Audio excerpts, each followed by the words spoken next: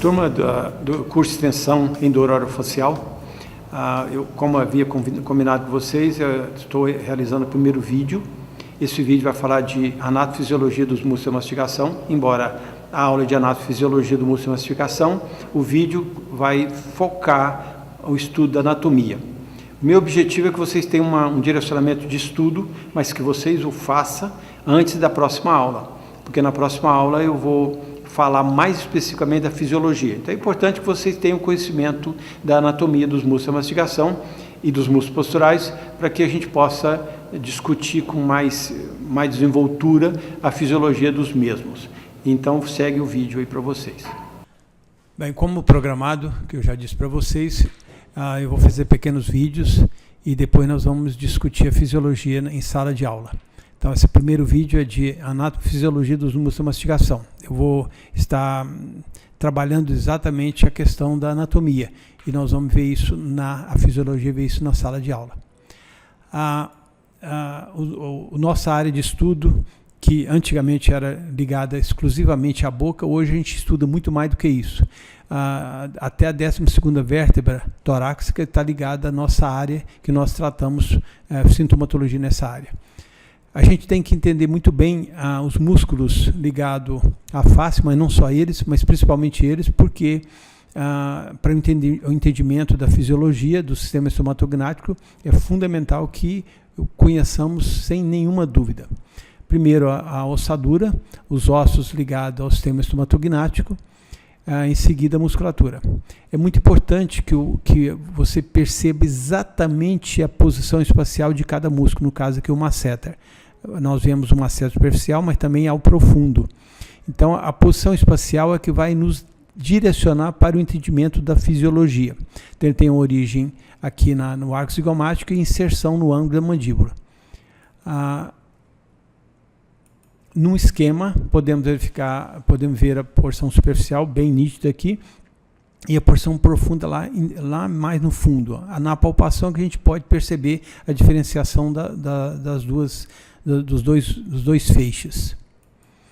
Aqui está a palpação. A melhor palpação dele é com o polegar interno, quando é do lado esquerdo, e o indicador e o médio por fora, ou o indicador por dentro e o polegar por fora, quando é a palpação do lado direito, no caso do profissional destro.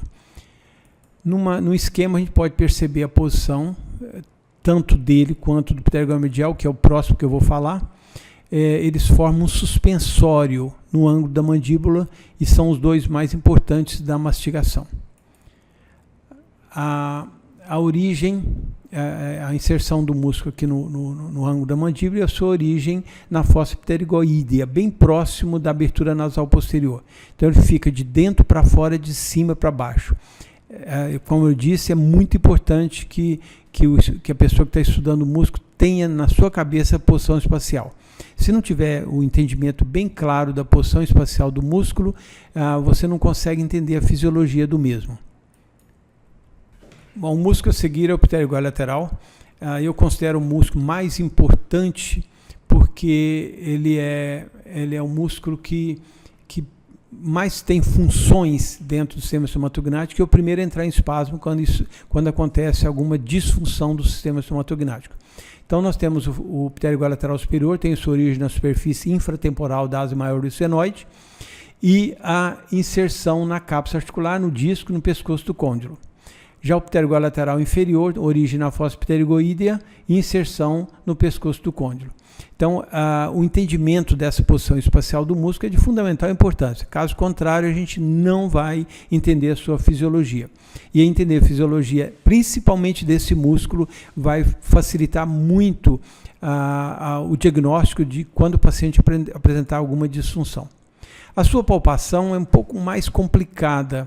O dedo, no caso, por exemplo, no caso aqui da palpação do pterigóide lateral inferior esquerdo, o dedo entre a maxila, na altura do segundo molar, e com ângulo de 45 graus você pega no centro do músculo. E aí a palpação, você consegue fazer a palpação dele nessa condição. Num esquema de uma vista externa, fica bem claro isso. colocando o indicador na vestibular do segundo molar, com ângulo de 45 graus, levando o dedo para trás e para cima, você pega exatamente o pterigolateral, no meio do músculo pterigolateral. E uma vez hiperativo, significa que a mandíbula está fora da posição de relação central. E aí já explica muito a sintomatologia nas disfunções. O próximo músculo temporal, esse é um músculo bastante amplo, fino, mas bastante amplo, pega toda a fossa temporal, tem origem na fossa temporal e insere no processo coronoide, na parte externa e interna do processo coronoide. E quando esse músculo entra em espasmo, o paciente apresenta cefaleia nessa região. Então, de todas as cefaleias, a do tipo tensional é a mais frequente. A palpação, o feixe anterior, bem na região anterior da fossa temporal. A palpação do feixe médio, já acima da orelha, e do feixe posterior na região posterior, já um pouco atrás da orelha. Então, essa é a palpação do músculo temporal. O próximo músculo, que não tem na literatura quase nunca, só tem a minha tese publicada e um artigo publicado disso, é o músculo frontozigomático mandibular. Ele tem uma origem na órbita, na lateral da órbita, e insere na borda anterior do processo coronoide. Então, é um músculo bem verticalizado e ele, só pela posição vertical, a gente pode entender a sua função. É um músculo relativamente grande, não parece tão pequeno. Aqui um esquema dele, ele origina na porção zigomática do frontal e na porção frontal do zigomático, descendo por trás do arco zigomático, e ele insere na borda anterior do processo coronoide. Nessas fotografias, eu fui levando uma espátula 31, separando ele do temporal, e ele tem uma face separando os dois, então é um músculo completamente independente e origem diferente, inserção muito próxima, mas uma origem diferente da do temporal. Portanto, não dá para confundi-lo com o temporal. Num corte horizontal, pode perceber que ele é um músculo relativamente grande e, claro, um músculo importante na fisiologia do sistema estomatognático. Num esquema da palpação, a gente vê a origem dele aqui na posição que eu falei, inserção na borda anterior do processo coronoide. Com o dedo quase horizontal na altura da maxila, a gente pega bem a inserção dele para fazer a palpação. Então, conhecer esse músculo é de fundamental importância. No paciente, essa é a posição do dedo para fazer a palpação. No esquema, a gente pode perceber bem uma sobreposição de imagem do músculo na face de uma pessoa, dá para perceber onde fazer a palpação desse músculo.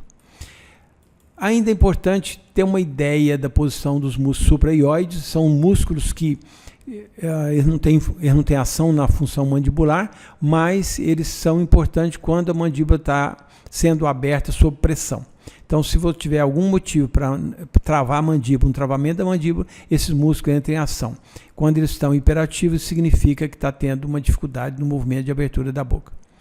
Mas dentre eles, o esternocleidomastoide, que é um músculo que posiciona a cabeça, e é um músculo que relativamente entra em espasmo quando tem alguma disfunção. Então, o conhecimento dele é de fundamental importância também. Os posturais, que são vários os músculos, e a gente, no geral, apalpa o trapézio. Então, o trapézio é um músculo bastante grande que sobrepõe todos os músculos cervicais, e quando a mandíbula é posicionada para anterior, a cabeça também vai para anterior, e é muito comum o paciente apresentar dor no trapézio, desde o osso occipital até a 12ª vértebra torácica. Então, as dores nas costas, na maioria das vezes, tem a ver com a posição mandibular e com a posição da cabeça, e não com a coluna. Então, a maioria das dores nas costas é dor de origem muscular e não dor de origem de patologia na coluna. Então, eu queria que vocês tivessem o entendimento, conhecimento da origem e da inserção desses músculos, e na próxima segunda-feira a gente vai falar da fisiologia dele na sala de aula. Ok? Muito obrigado, e é isso que eu tinha para vocês para hoje.